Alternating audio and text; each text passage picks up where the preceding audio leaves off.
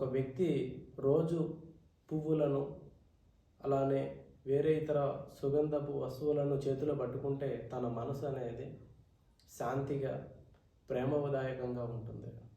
అదే ఒక వ్యక్తి గన్ను కానీ కత్తి కానీ చేతిలో పెట్టుకుంటూ ఉంటే ఆ వ్యక్తికి హింస చేసేటువంటి ఆలోచనలు వస్తూ ఉంటాయి. అలానే వస్తువులు అనేది మనిషిని చాలా రకాలుగా కూడా ప్రేరేపిస్తూ ఉంటాయి. ఆ ప్రేరేపించేటువంటి వాటిలలో యంత్రం అనేది శక్తివంతమైనది. పంచలోహాలు ఉంటాయి, రాగి పత్రం ఉంటుంది.